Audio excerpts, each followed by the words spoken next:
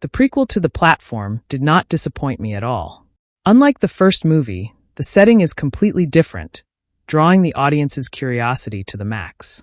After the last round of brutal cannibalism, a new batch of prisoners arrives at the vertical prison, including a burly man with a beer belly. Let's call him Zamiatin, who is assigned to the 24th floor. One day, the food descends from above. Although the table is full of dishes, Zamiatin is furious. It turns out that the prisoners have formed an organization with a rule. Each floor can only eat its own portion of food. This way, as the platform descends from floor to floor, everyone can avoid going hungry. However, a traitor on the 21st floor stole the pineapple and ham from the Hawaiian pizza, leaving Zamiatin with just the pizza crust. Zamiatin is not having it. He grabs a roast chicken wing, and the prisoners above go mad. If someone indulges in reckless eating and drinking, the prison, which had just returned to some form of order, will once again turn into a living hell. Perempuin, who lives on the 24th floor with Zamiatin, offers her croquette to him, which barely calms his anger. After the floating platform descends, not long after, the prison suddenly sounds a red alert, and the prisoners below all shout 44, 44. This indicates that the 44th floor broke the rules and didn't fairly distribute the food.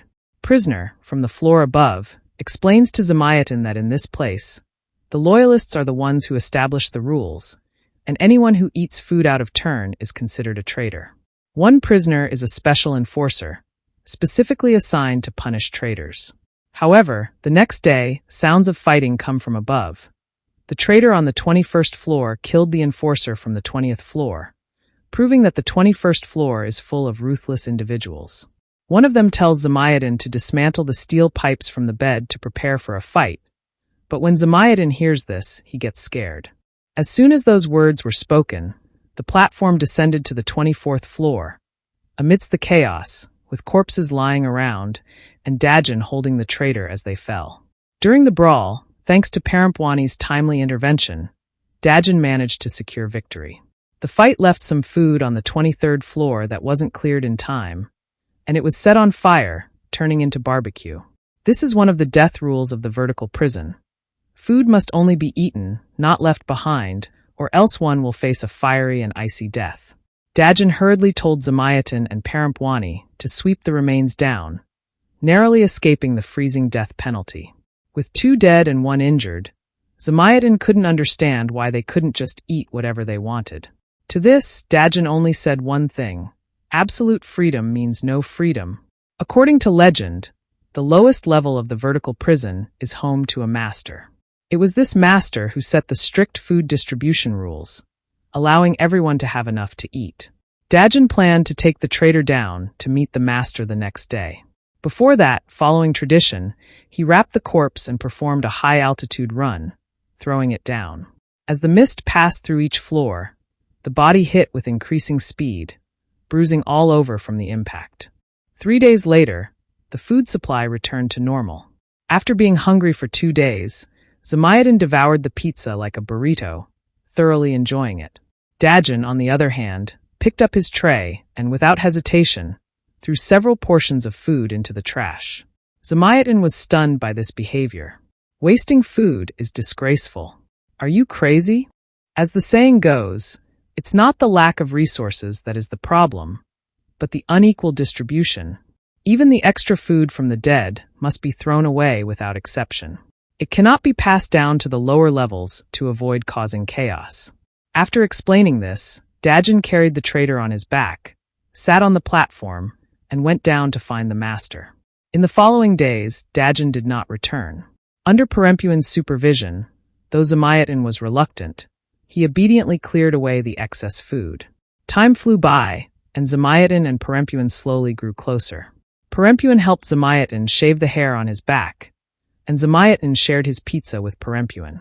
Tomorrow marked the end of their 1-month period, after which the prison would reshuffle them to other floors. Just then, good news came from below.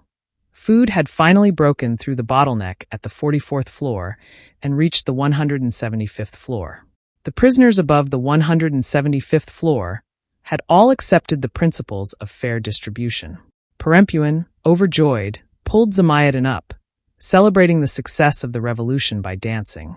The next morning, however, the two were stunned. They had been placed on the 180th floor. "Well, we're done for." Sure enough, when the food platform arrived, the plates were licked cleaner than a face. After several days, Zamayatin became gaunt from hunger. He used a lighter to burn his hand, trying to use the pain to distract from the hunger. During this time, people kept falling from above, as new prisoners arrived each month, some of whom were enforcers who broke the rules. These enforcers would kill traitors and settle old scores. Perempuin lied, claiming they had lived on the 46th floor last month, temporarily protecting Zamayatin's life. Zamayatin knew deep down that the enforcers would eventually uncover the truth. Unwilling to drag Perempuin down with him, he set himself on fire that night, committing suicide by self-immolation. A month later, Perempuin was assigned to the 51st floor, and her new cellmate, who only had one arm. As Perempuin was explaining the food distribution rules to roommate, a burst of shouting came from below. It turned out a traitor had been discovered on the 54th floor. The traitor had lived on the 2nd floor the previous month, having eaten to their heart's content while completely disregarding the suffering of others. According to the master's rules, if a traitor is discovered on a certain floor, only the 2 floors above are allowed to descend and carry out punishment. This is to ensure that no more than 3 floors are left vacant, preventing the breakdown of order when new prisoners are introduced. Determined to avenge Zamayatin, Perempuin, despite opposition, climbed onto the platform. To her surprise, roommate, being a fierce woman herself, immediately dismantled the steel pipes from the bed, showing she was ready to fight alongside her. After some discussion, the group on the 52nd floor decided to leave one person behind to maintain communication.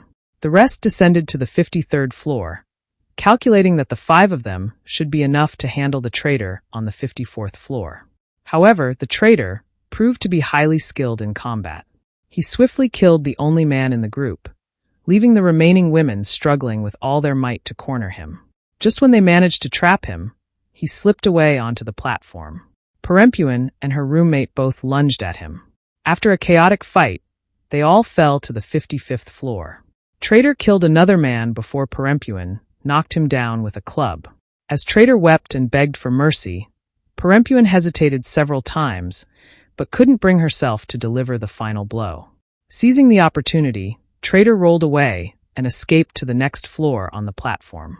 Perempuin could never have imagined that her moment of hesitation would bring disaster upon those around her. The next day, a bloodied corpse was tied under the platform and slowly came into view. Along with it came a group of over 10 enforcers, led by their chief, a blind monk. The people from the 52nd and 53rd floors were bound tightly, and they began to face judgment from the blind monk. In essence, the lengthy passage conveys a simple yet profound truth. The dragon slayers have become the very dragons they sought to defeat. The enforcers, who justified their actions in the name of protecting the masses, have now become bloody rulers. Who dares to rebel? The consequences are clear and brutal, a straightforward punishment involving cutting off hands. They bind a person at the edge of a hole, and the descending platform acts like a guillotine, instantly severing any outstretched arms. The worst off is roommate, who last month broke the rules by using extra food to save a fellow prisoner. When her comrade was killed by the blind monk, Roommate faced punishment by having her hand chopped off. This time, she defied the order again. The blind monk simply tossed her onto the platform. As the platform descended, the malevolent spirits from the 100 floors below were certain to devour roommate alive. Meanwhile, the disabled Perempuin woke up to find herself assigned to the 72nd floor. This time, her cellmate was an old acquaintance, Trimagesi, the male lead from the first film. Each prisoner was allowed to bring one personal item. Zamayatin had brought a lighter, while Trimagesi possessed a sharp long knife. It was this knife that sparked a bold idea in Perempuin's mind. She wanted to form a new gang, much like the celestial beings opposing the heavenly court, aiming to overthrow the rule of the loyalists. Perempuin recruited Trimagesi to join her, and together they descended from the 72nd floor to the 73rd. Perempuin exploited human greed and selfishness to continually recruit new members. While the Loyalists preached adherence to rules, the Freedom faction promoted the pursuit of liberty and indulgence in food, a slogan that was highly provocative. Before long, the Freedom faction was thriving, and even the traitor from earlier joined their ranks. As the floating platform became more crowded than a subway during rush hour, Perempuin ordered it to stop on one of the floors. This place became the stronghold of the Freedom faction. Unlike the ascetic Loyalists, they were disorganized and undisciplined, celebrating like it was a nightclub party. However, the next day, their laughter was silenced. The blind monk of the Loyalists devised a clever plan to deal with the Freedom faction. He assigned 2 enforcers to every vacant floor to ensure that all the food was completely cleared before the platform reached the Freedom faction, leaving them with absolutely nothing. Upon seeing this, many people panicked, and some even suggested handing Perempuin over as a bargaining chip for their surrender. Fortunately, Trismegistai suddenly had a flash of inspiration. They spoke and acted, and over the next few days, the Freedom faction descended further, indulging in human barbecue every night until the day of the final battle arrived. The Loyalists launched a full-scale attack using mattresses as shields against the Freedom faction. In a bloody melee that lasted just 5 minutes, nearly everyone perished except for Perempuin and Trismegistai, who chose to stay behind, believing that it was better to die with dignity than to survive in disgrace. Meanwhile, Perempuin discovered a way to escape the vertical prison through a painting. She chewed up the canvas and swallowed it. The chemical components in the juices could counteract the tranquilizers administered during the monthly reshuffling. When she awoke, Perempuin found herself bound with a corpse. The guards floated like astronauts in midair, transporting them out through an opening. They arrived at the 333rd floor, which was the end of the line. Beyond this point, no one knew what lay ahead. Perempuin quietly freed herself from the ropes and crawled out from among the corpses, hiding in the shadows as the dead fell into the dark abyss. The guards placed a child on a makeshift bed before casually walking away. From this point on, the film gradually drifted away from a realistic narrative. Perempuin found herself at the very bottom level. Although it was pitch dark, there were still many emaciated survivors. Some said that Perempuin was the girl who had been sent up in the first film. The child represented future hope, the spark of revolution. Others noted that the prequel's premise was more abstract and difficult to understand. In fact, I would argue that one of the charms of a good movie is its ability to offer various interpretations and depths. Let's continue to explore the metaphors behind the Platform 2 in the comments section. I look forward to your likes, saves, and follows, and especially your thoughts on this film. Let's not miss each other.